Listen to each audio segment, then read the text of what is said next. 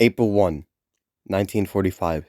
The Battle of Okinawa, codenamed Operation Iceberg, was the largest amphibious assault in the Pacific theater of World War II and lasted from April 1st to June 22nd, 1945.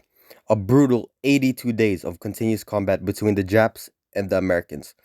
The United States deployed roughly 180,000 troops under the U.S. 10th Army, composed of both Army and Marine divisions, supported by one of the largest naval fleets ever assembled in the Pacific. Their objective was clear: capture Okinawa as a strategic staging ground for a potential invasion of mainland Japan.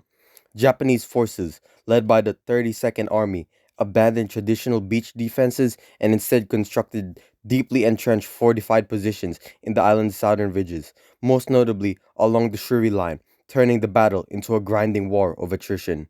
Unlike earlier Pacific Island assaults that were short and explosive, Okinawa became a prolonged siege, defined by relentless artillery duels, kamikaze air attacks against Allied naval forces, cave to cave infantry fighting, torrential rain that turned battlefields into mud, and staggering civilian suffering. The human cost was catastrophic: approximately 12,000 to 14,000 American service members killed, over 35,000 wounded, an estimated 77,000 to 110,000 Japanese soldiers killed, and between 100,000 to 150,000 Okinawan civilians dead. Nearly a quarter of the island's population at the time.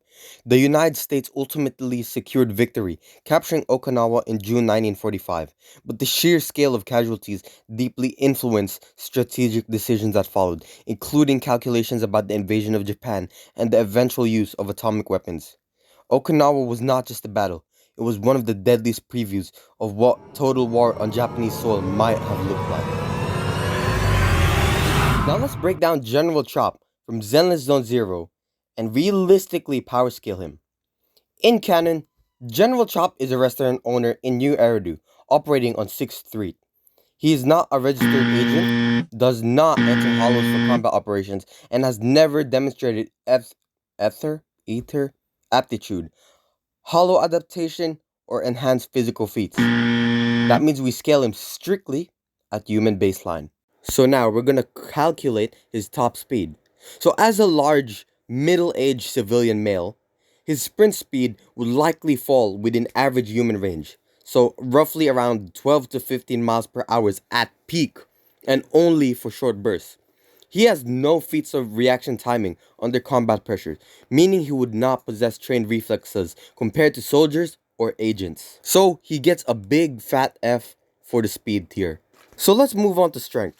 While physically imposing and broad shoulders, his strength appears to be functional rather than superhuman, lifting heavy pots, kitchen supplies, and moving equipment. That would place him somewhere in the above average adult male range, perhaps capable of lifting 150 to 250 pounds with effort, but nowhere near enhanced tier characters. There are no feats suggesting wall breaking force, vehicle flipping, or high impact striking power. So he gets, let's say, like a C in strength. Not bad, not good, average. So now durability. This is where scaling matters the most. General Chop has shown no bullet resistance, no energy shielding, no ether reinforcements, and no combat endurance feat. In the ZZZ universe, durability against hollow threats typically requires specialized gear and ether synchronization. Chop lacks both. Realistically, he would have standard human durability, vulnerable to gunfire, shrapnel, concussive blast, and blunt trauma. So he gets a big fat F in terms of durability. Combat skills. He has no formal training that is shown. He's not depicted using firearms, melee weapons, or tactical maneuvers. Chop operates entirely outside that sphere. So when scaled objectively, General Chop sits firmly at civilian tier human status within a world that contains superhuman agents. Maintaining a real-world 1945 battlefield context, he would not exceed the physical limitations of an ordinary adult man. So now, let's insert General Chop into April 1945. U.S. forces, including the 1st and 6th Marine Divisions and Army infantry units, I might be stupid, are pushing south towards the heavily fortified Shuri Line. Japanese defenders are entrenched in caves, concrete bunkers, and reverse slope positions, supported by mortars, artillery, and interlocking machine gun fire. Rain turns the terrain into thick mud. Visibility is poor. Well, they're Asian, so. Shells land constantly. General Chop lands with the first assault waves. Immediately, he faces naval bombardment, shaking the coastline.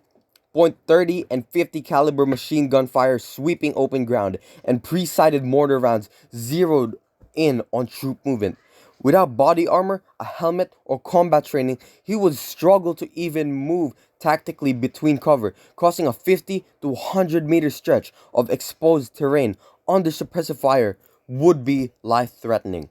As the battle pushes inland, the danger increases. Okinawa's combat was not clean frontline warfare. It was close quarters cave fighting, sudden ambushes, artillery barrages, and sniper fire from concealed positions. Historically, artillery and mortar fragmentation accounted for a massive portion of casualties. Even if somehow Chop avoided direct gunfire, a single nearby shell burst could send high-velocity shrapnel through an unprotected area. The concussive blast alone could incapacitate him. If attached to a Marine rifle squad, he would most likely fall during one of these three moments: pinned in crossfire while advancing on a ridgeline, caught by indirect fire, the most statistical probable cause, or hit during a banzai counterattack or close quarters engagement. In conclusion, taking everything into account, the sheer scale, firepower, and brutality of the Battle of Okinawa, combined with General Chop's strictly human level stats from Zenless Zone Zero, he would not be capable of storming Okinawa at all. The battle was defined by relentless artillery, machine gun crossfire, and fortified defensive lines that overwhelmed even trained soldiers. Without combat training, protective gear, or superhuman durability, Chop would be critically vulnerable almost immediately.